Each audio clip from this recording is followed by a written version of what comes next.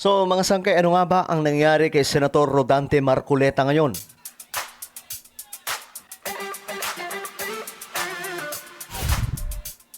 So mayroon pong problema daw si Senator Marcoleta ngayon at bigla daw pong sinugod. No, pag-usapan po natin ito. By the way, bago tayo magsimula, sa mga hindi pa po dyan nakakapag-subscribe sa ating YouTube channel, makikita nyo po yung subscribe button sa baba ng video na to. I-click nyo lamang po yung subscribe, i-click ang bell, at i-click nyo po yung all. Sa mga nanonood po sa Facebook, i-follow nyo po yung ating Facebook page. Alright, so, may nangyari daw po kay Senator Marcoleta, no? At tingnan po natin itong balita, mga sangkay, dahil ayon po sa report, dinala daw po, isinugod daw po sa PNP-GH. Ito po ay hospital, General Hospital ng PNP. Matapos sumakit daw ang dibdib.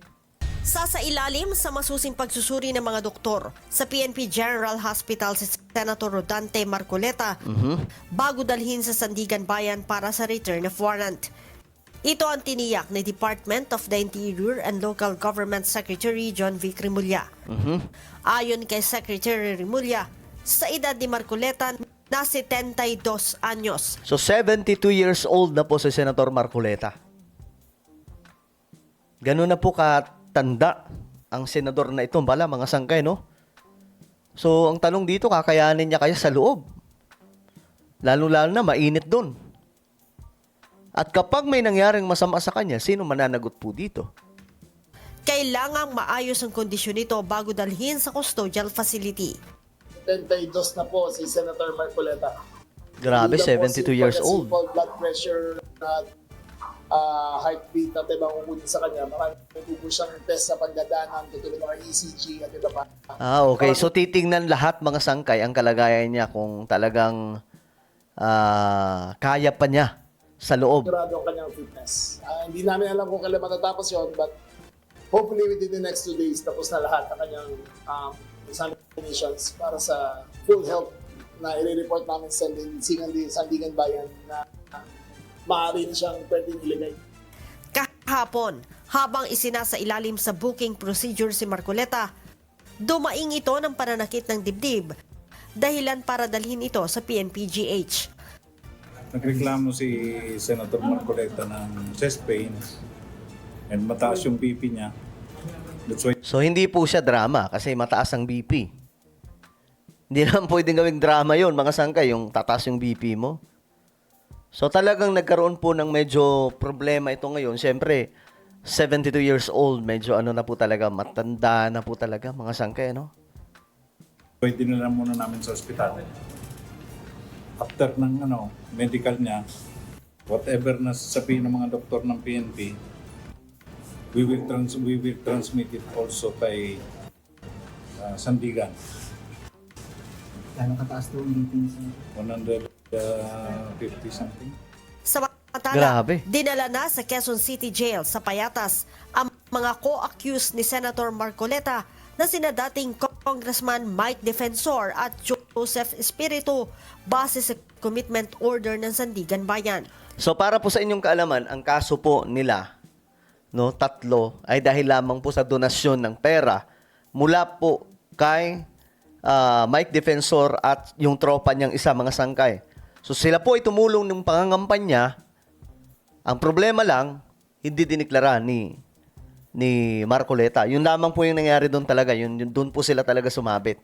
Pero pagdating po sa korupsyon, hindi po yung korupsyon. Kasi galing po mismo yan sa sarili nilang pera. Sa sarili nilang bulsa. Hindi po galing sa kaban ng bayan.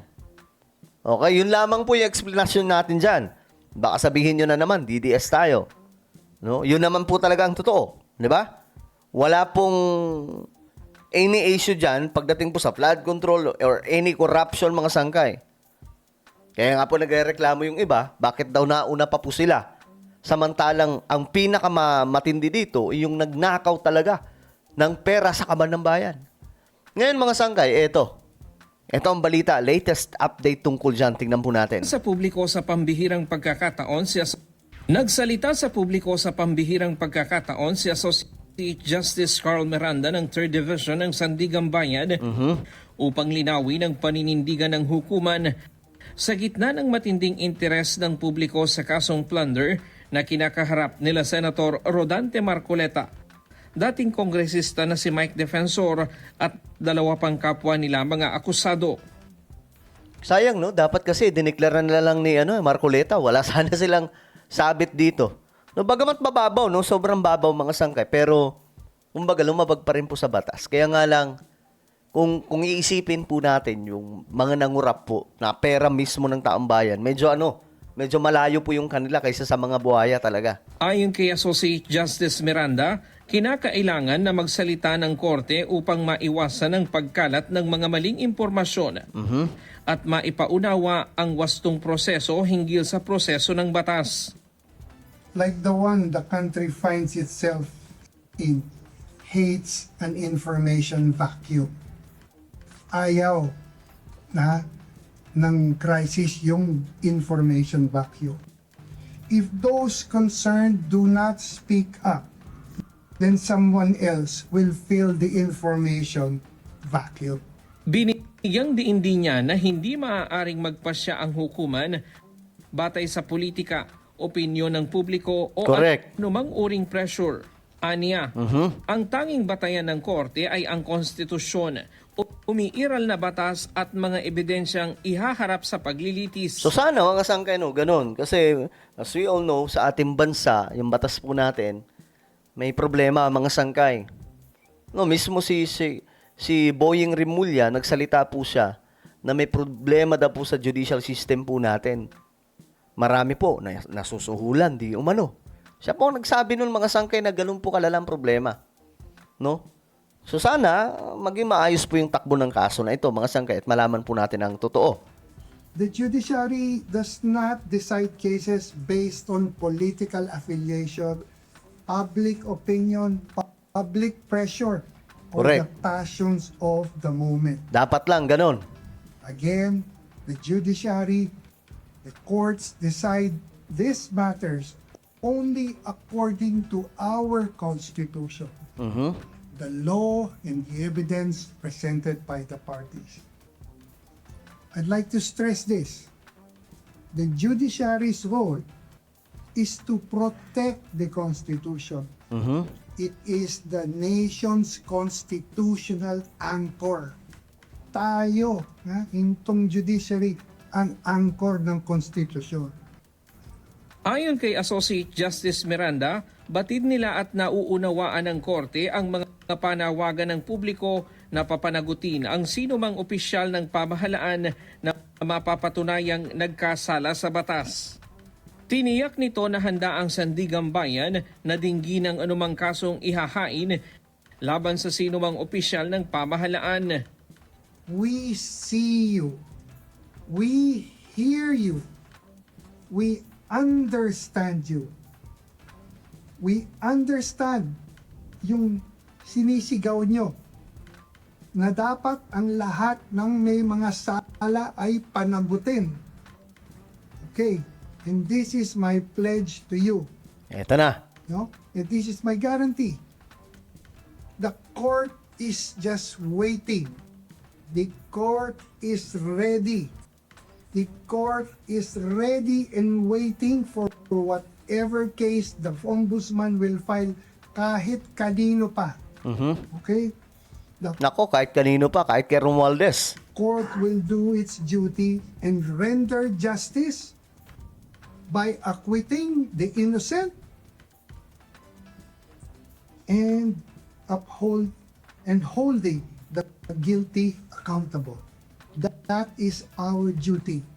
Nanawagan din ang mahistrado sa publiko na magtiwala sa hudikatura at hayaang dumaan sa legal na proseso ang paglutas sa mga usapin. Ayon pa sa kanya, layunin ng korte na mapanatili ang kaayusan at matiyak na ang bawat kaso ay maresolba ng patas at naaayon sa batas. I urge the public to trust the judiciary to do its duty. Trust the Sandigan Bayan.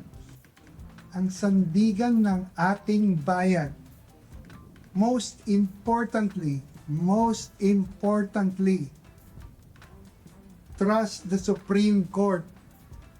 which is the final arbiter of all legal disputes. To the public, trust your Supreme Court.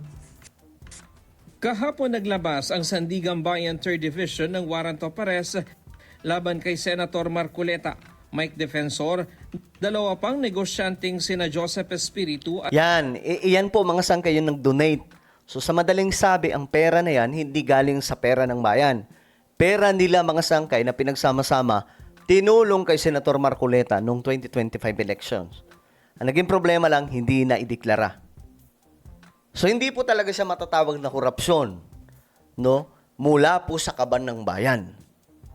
Hindi po malayong kaibahan nito mga sangkay kaysa sa flood control. Ang flood control talagang nilamutak yung pera ng taong bayan, ng gobyerno. At pinagsawaan, kinain ng mga buhaya. at Aristotel Biray kaugnay ng umano'y hindi pagdideklara ng senador sa kanyang Statement of Contributions and Expenditure o SOSE. Ayun ang naging problema mga sangkay. So, well, sabi naman ng Sandigan Bayan, magtiwala daw po tayo, no, sa kasong ito. So, tingnan po natin kung ano po ang mga mangyayari. Ano po ang inyong opinion? Comment down below. Meron po tayong YouTube channel. Ito po ay Sangkay Revelation. Hanapin nyo po ito sa YouTube ngayon din. Kapag nakita nyo na, i-click nyo po yung subscribe, i-click ang bell, at i-click nyo po yung all. Ako na po yung magpapaalam. Mag-iingat pong lahat. God bless everyone.